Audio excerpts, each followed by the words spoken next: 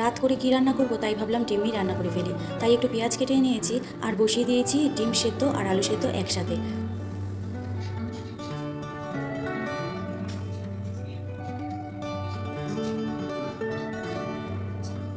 মিক্সিটা আমার এখনও ঠিক করা হয়নি, রাই সময় পাচ্ছে না, তার জন্য আর মিক্সিটা ঠিক করা হচ্ছে না। আর আমি তো জানোই খুব বাজারঘাটে কম বেরোই, যখন বাজার আনি তখন একবারে মাছ মাংস সবজি নিয়ে চলে আসি, তারপরে টুকিটাকি যা প্রয়োজন হয় সব কিছুই রাই করে দেয়।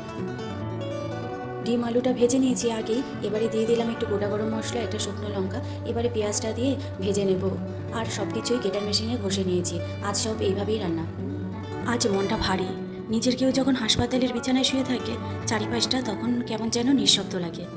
তবুও মাঝে মাঝে রান্নার মধ্যে হাত থেমে যায়, চোখ চলে যায় ফাঁকা জানালার দিকে। হয়তো এটাই জীবন, বাইরে দায়িত্বের পালা শেষ করি আর ভেতরে ভেতরে শুধু একটাই কথা বলি, সব ঠিক হয়ে যাক, এবার একটু শান্তি আসুক, শুধু সুস্থ হয়ে ফিরে আসুক মামা বাড়িতে। ডিম আলুটা ভেজে রেখেছিলাম আগেই, মশলাটা কষিয়ে এখন ডিম আলুটা দিয়ে একটু কষিয়ে জল দিয়ে দেবো। এদিকে দেখো দিদিরাও চলে এসেছে আমার রান্না করতে করতে। এখন অনেকটাই রাত হয়েছে, ওরা অত দূর থেকে এসেছে তো তাই ওদের একটু শরবত বানিয়ে দিয়েছিলাম আর সেটাই ওরা এখন খাচ্ছে। আর এদিকে আমার রান্নাটাও হয়ে গেছে, তোমাদের একবার দেখাই। এই যে গরম গরম ভাতও নেবে গেছে আর এদিকে ডিম কষাটাও আমি নামিয়ে ফেলেছি। আর করেছিলাম একটু পেঁয়াজ দিয়ে মুসুরির ডাল। ব্যাস এই আজকে আমাদের রান্নাবান্না।